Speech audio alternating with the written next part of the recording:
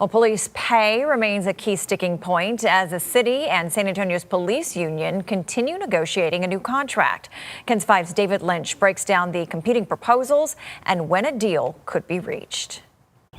The San Antonio Police Officers Association wants a 21% wage increase over the course of a 3-year contract. The reasoning is simple. That's in line with the 20% raise that firefighters secured back in 2024. The city referenced a tough financial outlook when it instead countered with a much lower pay raise. Pretty much figured 21% was probably something we weren't going to get, but we weren't going to not try for it either. SAPOA and the city agreed to a 15% pay raise over 3 years when finalizing the current contract back in 2022.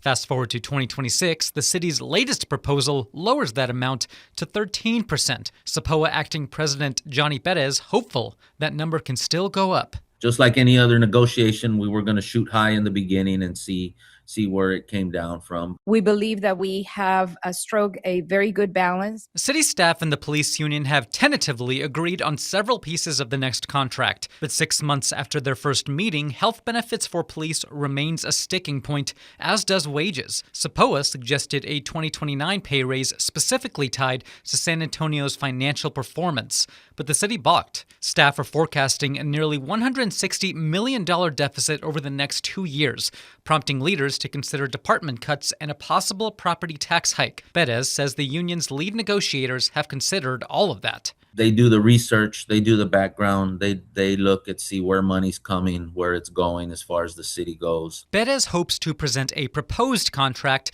to the union's roughly 2,800 members in early August. It would also need city council approval. Now, for some perspective on what the union is asking for, we know that Houston police are due a 20% pay raise over the next 3 years, Austin PD getting a 14% raise over that same span. The union and city leaders will meet again to talk on July 9th. David Lynch, KENS 5.